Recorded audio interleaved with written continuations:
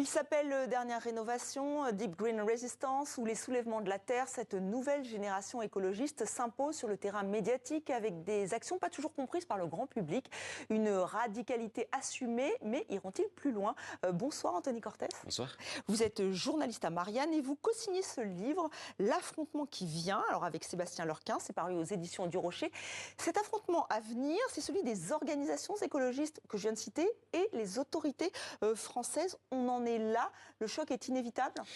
C'est ce qu'on dit, c'est ce qu'on sent en tout cas sur le terrain quand on est au contact de ces mouvements-là, mais aussi du côté de l'État. En fait, c'est une enquête sur deux camps totalement irréconciliables. Alors d'un côté, il y a les écologistes, ces activistes-là dont vous parlez avec ces différentes organisations, qui sont passablement agacés par l'inaction présumée du gouvernement, qui sont pressés aussi parce qu'on est dans le contexte de l'urgence climatique. Et de l'autre côté, il y a un État qui se sent menacé et qui donc durcit son jeu en réprimant notamment le mouvement écologiste. Et en fait, ces deux radicalités-là s'opposent, se heurtent et on craint, oui, le choc. Menacé, c'est-à-dire?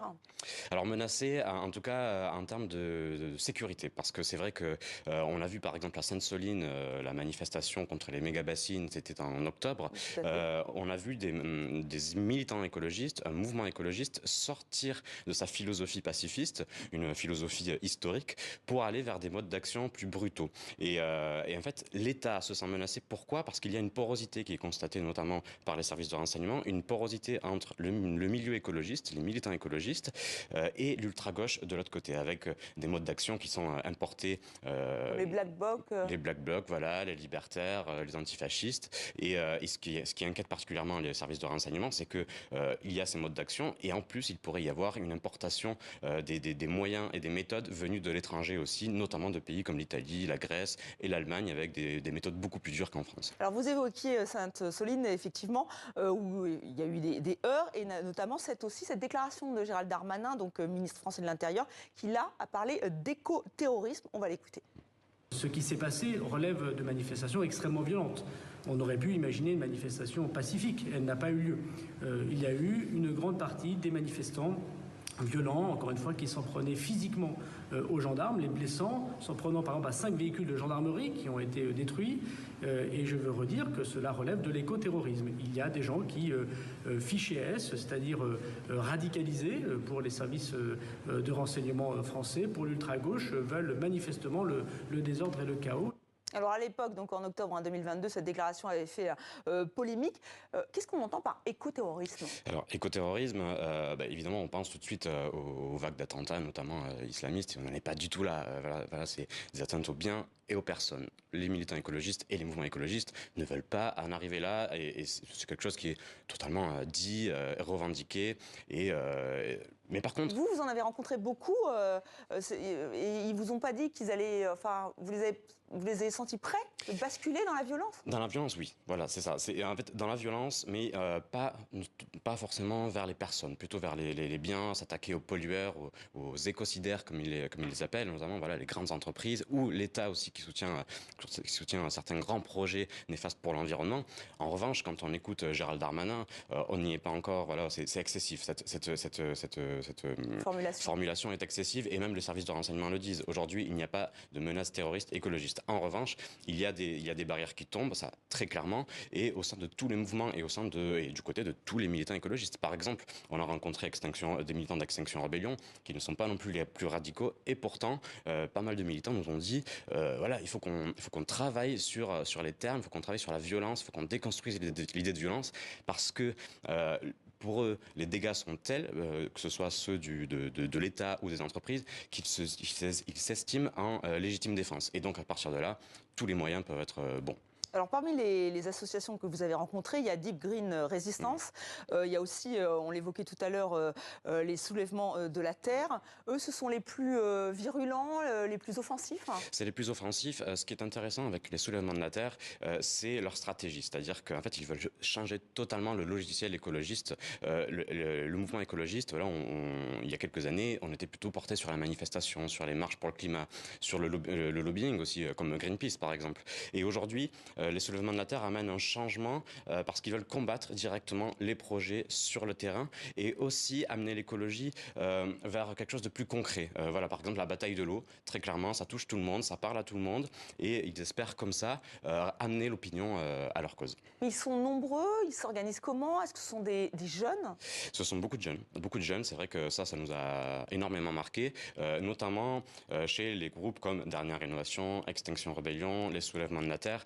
Et ces jeunes-là sont aussi ceux qui ont le plus envie de radicalité. Alors ils sont nombreux, oui, c'est plusieurs dizaines de milliers. Et ils s'organisent comment? Ça, c'est intéressant parce que c'est une vraie galaxie. C'est une galaxie totale avec, voilà, on a cité quelques mouvements là, mais chaque mouvement en fait a une utilité très précise. Par exemple, Extinction Rebellion, Dernière Innovation, voilà, leur rôle c'est d'attirer la lumière médiatique. Le soulèvement de la terre et terre de lutte, c'est plutôt d'organiser des luttes. Ils se coordonnent entre eux. Ils se coordonnent entre eux et ce qui est intéressant, c'est qu'en fait on croise souvent les mêmes militants dans différentes organisations, selon les actions coup de poing, selon l'agenda médiatique aussi. Et puis ensuite il y a comment dire, un champ plus obscur, c'est les actions, les groupes plus clandestins. Vous parliez de Déprime Résistance, ça en est un. Et puis il y a ensuite toute une sorte de groupuscule. Est-ce qu'il y a une organisation très hiérarchisée ou est-ce que chacun fait ce qu'il a à faire? Comment ça fonctionne? Alors, si vous interrogez des militants écologistes, ils vont vous dire non, il n'y a pas de hiérarchie, il n'y a pas d'organisation, c'est très horizontal. On s'est aperçu que c'était pas le cas, hein. Évidemment qu'il y a des chefs, c'est très bien ficelé et souvent en fait on retrouve notamment au sein de différents mouvements de lutte des anciens de Notre-Dame-des-Landes. Souvent, oui. Ceux qui ont une aura, ceux qui pensent la stratégie viennent de Notre-Dame-des-Landes parce que Notre-Dame-des-Landes c'était d'abord une victoire déjà exactement, et puis c'était un laboratoire politique aussi où on a pensé la stratégie actuelle, cette stratégie dont je vous parlais avec cet écosystème avec chaque mouvement qui a un rôle très très précis.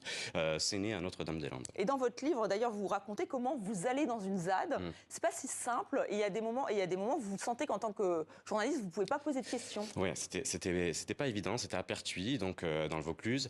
En fait, on entre dans la ZAD. Ça se passait très bien. On avait au début, en tout cas, on avait un guide, on avait un interlocuteur privilégié. On parlait avec lui depuis plusieurs jours. Il nous avait assuré qu'on pourrait faire notre travail, qu'on pourrait poser toutes les questions. Que voilà, on ouvre les portes parce que on veut que vous compreniez notre engagement. Donc très bien, on se rend sur place. Sauf que justement, le moment où on pose la question des hiérarchies, des stratégies, des rôles de chacun, là, ça se tend. Ça se tend. Alors, évidemment, parce qu'on n'a pas envie de dévoiler totalement la mécanique de la ZAD. Et puis ensuite, aussi, parce qu'il y a une menace à l'extérieur, c'est la menace des forces de l'ordre qui, possiblement, pouvaient évacuer la zone. Donc, ils étaient très tendus. On nous a très clairement menacés. On a dû nous évacuer. Mais ça nous a permis de voir ce qu'était une ZAD de l'intérieur et de voir si vraiment c'était un monde meilleur que celui qu'ils combattent. Et en fait, non. Évidemment que non.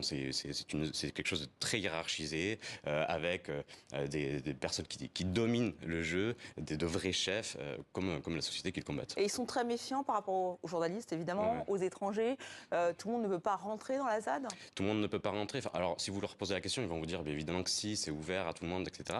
Sauf que non, du côté des journalistes, en tout cas, il y a une énorme méfiance parce qu'ils nous voient tristement comme, je cite, des collabos du système, parce qu'ils sont en colère contre le traitement médiatique. Mais voilà, on a essayé tout de même de faire notre travail et on tenait vraiment à dire qu'on était journaliste pour aller les rencontrer et pas entrer en immersion sans étiquette. Et ce qui est intéressant aussi, c'est que vous citez de nombreux projets qui suscitent la colère en France. Alors effectivement d'écologistes, mais pas seulement, de la population. Et on a l'impression qu'ils se sentent abandonnés par la justice, par le pouvoir public. On sent cette défiance dans de nombreux projets. Comment vous l'expliquez? Est-ce que ce sont des raisons politiques, des raisons économiques? Alors, il y a une vraie défiance. C'est vrai que vis-à-vis de l'État, par exemple, en fait, l'inaction climatique, notamment, est perçue par l'ensemble de la population. Et c'est ce qui fait, ce qui donne des ailes quelque part à ces différents mouvements, parce qu'ils se disent que notre cause, elle est juste, elle est populaire, elle est dans l'air du temps. Et ils capitalisent sur ces rancœurs, sur ces ressentiments. On l'a vu notamment à Bure, par exemple. Bure dans la Meuse, un territoire totalement abandonné, malheureusement avec une activité économique naufragée, et on va y installer une décharge de déchets nucléaires. Et là, on a vu une population en colère sur tous les plans. On a retrouvé la colère aussi qu'on pouvait trouver du côté des Gilets jaunes, avec une vision totalement biaisé de l'État, dans le sens où l'État n'est plus protecteur et au contraire, l'État est un potentiel ennemi. Et ça, c'est vraiment le message de beaucoup d'organisations écologistes aujourd'hui. Oui, où il y a ce projet d'autoroute à Strasbourg, Oui. qui là aussi suscite une grande colère. Et pourtant, ça a été construit, ça existe. Là aussi, comment on l'explique? Et ça, c'est un schéma qu'on retrouve souvent. C'est-à-dire qu'il y a des procédures, il y a des consultations publiques. Ça c'est prévu par la loi, normalement. On n'en tient pas compte. Et on n'en tient pas compte. L'État passe en force. C'est une vraie doctrine du rouleau compresseur, comme on l'appelle. En fait, l'État déterminé avance, et on le voit d'ailleurs dans les derniers textes de loi du gouvernement, par exemple la loi d'accélération pour les énergies renouvelables, amène une évolution du droit de l'environnement pour réduire en fait les espaces de concertation et de discussion. Et en fait, c'est totalement le prolongement de cette doctrine-là, malheureusement, et c'est ce qui crée des tensions du côté du mouvement écologiste et qui amène la tentation de la radicalité. Oui, et des témoignages effectivement de présidents d'associations qui expliquent que la loi sur le séparatisme les touche, est utilisée contre eux. Pour supprimer les financements. Est-ce que vous, en enquêtant, vous constatez qu'il y a effectivement cette volonté? Oui. Alors c'est une volonté, et puis il y a des effets aussi qui sont déjà constatés. C'est vrai que alors, en fait, ça a mis en place, cette loi séparatisme, un pacte républicain. Alors, les associations doivent signer un formulaire en disant, voilà, nous, on s'engage à ne pas aller contre les valeurs républicaines. Mais c'est très, très flou. Et alors, on a vu que Extinction Rebellion, notamment, et Alternativa se sont fait couper certaines subventions par l'État parce qu'ils organisaient des formations de désobéissance civile. Alors, oui... Donc, ça inquiète les autorités. Ça inquiète. Encore une fois, on en revient toujours à la même question, ce sera la dernière. Pourquoi ça les inquiète autant? Pourquoi ça les inquiète autant? Peut-être parce que c'est la cause dans l'air du temps et qui peut justifier tous les moyens. C'est-à-dire qu'en fait, ils sont déterminés, ces militants-là. Ils sont persuadés que l'opinion les comprend et les comprendra, et ce qui est plutôt le cas quand on regarde les différents sondages, les différentes enquêtes sur le sujet, et que donc on est légitime à employer tous les moyens. Et on peut le voir possiblement à la fin du mois avec Sainte-Soline épisode 2 qui se prépare le 25 mars, avec des grandes manifestations dans le Poitou contre les bassines, et où là, quand on regarde les différentes documentations des organisations qui organisent la manifestation, préparent les militants à de possibles blessés. Eh bien, on suivra ça avec attention. Merci Anthony Cortez d'être venu sur notre plateau. Je rappelle le titre de votre livre, L'affrontement qui vient, donc une enquête où vous avez rencontré effectivement beaucoup de membres d'associations et pas seulement. Merci à vous. Merci à vous.